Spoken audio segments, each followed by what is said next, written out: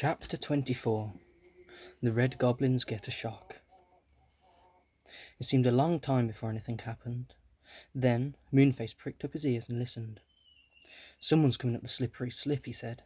"It must be the little squirrel." "I hope it isn't a goblin," said Franny, looking rather scared. But it was the red squirrel. He hopped out of the slippery slip hole and nodded at everyone. "It's all right," he said. "The elves are coming. I found Mr. Whiskers, and he has slipped out to fetch all his family. There are 51 of them."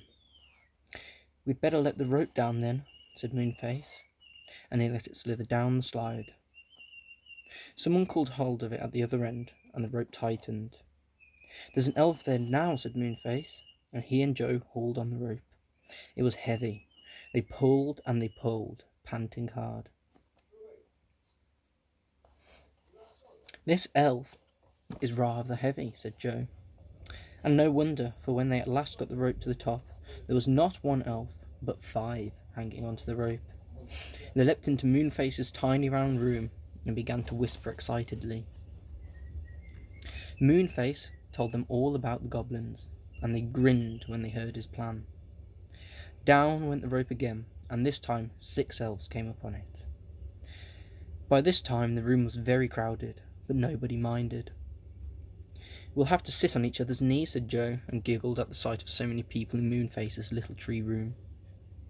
The elves all looked exactly the same. They all had very long beards, though Mr. Whisker's beard was the longest. It reached right down to his toes. The rope fetched up all 51 little men, and by that time there was really no room to move.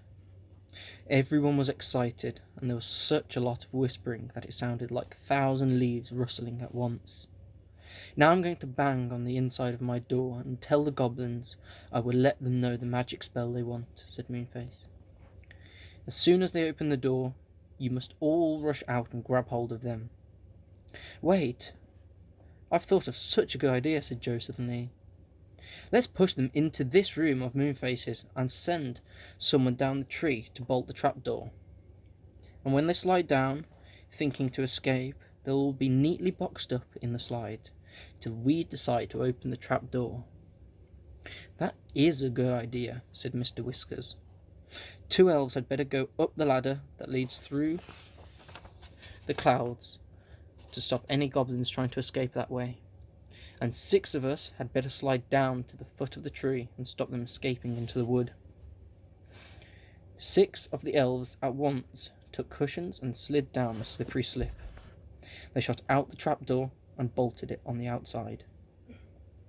They surrounded the foot of the tree, ready to prevent any naughty goblins from escaping. The rest of them waited for Moonface to speak to the goblins outside. They were all tremendously excited. Moonface banged on the inside of his door.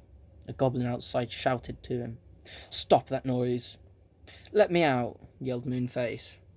"Not till you tell us one of the magic spells you know," said the goblin. "I know a spell that will turn people into kings and queens," shouted Moonface. "Tell us it then," said the goblin at once. "Well, open my door," said Moonface. There came the sound of a key turned in a padlock, and then Moonface's door was opened. At once the whole crowd of elves poured out like a stream of water. Joe, Beth, and Franny went out with them, and when the goblins saw the crowd, they gave a yell and leapt down the tree to warn their friends. 2 elves leapt up the ladder and sat there to prevent any goblins escaping to the land above. Joe, Moonface, Beth, and Franny climbed quickly down the tree to let out all the people locked into their homes. How glad everyone was. Dame Washalot was very angry at being locked in. "I'll teach those goblins to lock me in," she shouted. And the old dame picked up a wash tub and began to throw water all over the goblins climbing about the tree. What a shock for them. Joe couldn't help laughing. He unlocked Mr. What's-his-name's door, and out came What's-his-name, shouting and raging, followed by the saucepan man.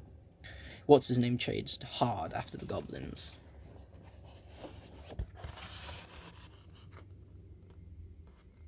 Focus.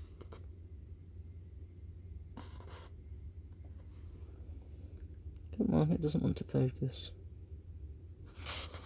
Maybe I'll give it some light. There we go.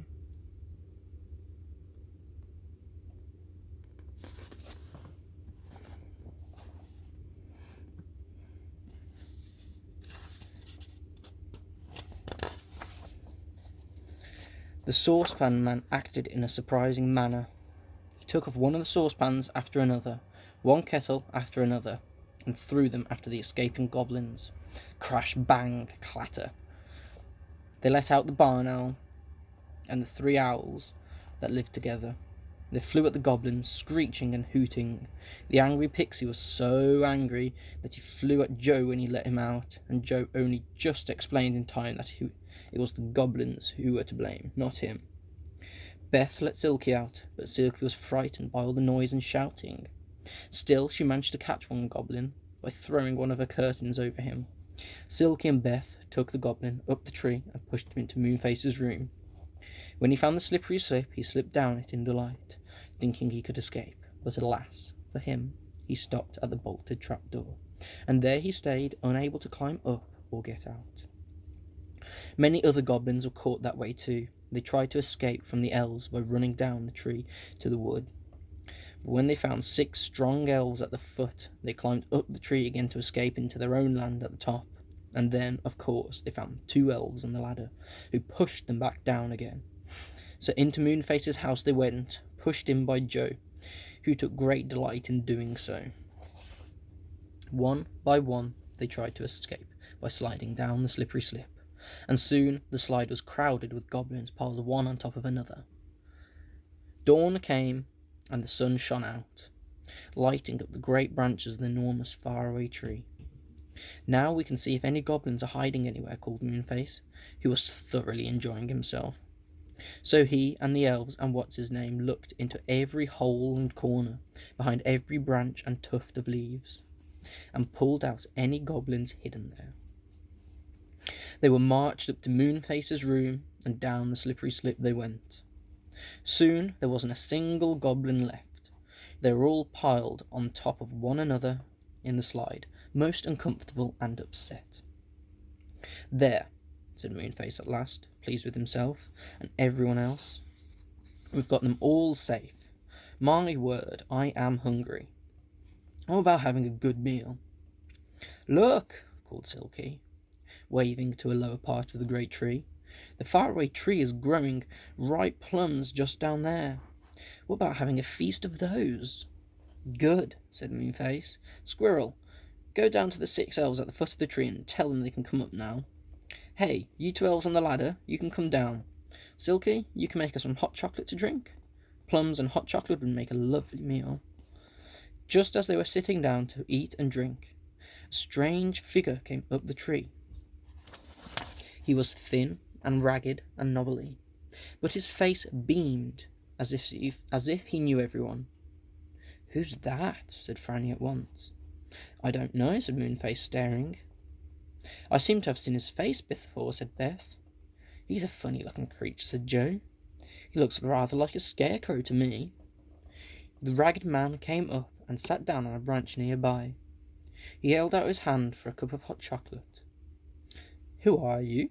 said Moonface. "What's your name?" said Silky. "Play a game?" said the thin man, beaming. "Yes, certainly. What game shall we play?" And then everyone knew who it was. It was the old saucepan man. Without his kettles and saucepans, he had thrown them all after the goblins, and now he had none left to wear. "Saucepan, you do look different," said what's-his-name, hugging him. "I didn't know you. Come and have a plum." The saucepan man looked alarmed. "Hurt your thumb?" he said. "Oh, I am so sorry." "No, I didn't say I'd hurt my thumb," said what's-his-name, roaring with laughter and clapping saucepan on the back. "I said, have a plum. A plum, a plum." "Thanks," said the saucepan man, and put 2 large plums in his mouth at once. "And now," said Moonface, when everyone had finished, "what about those goblins in the slippery slip?"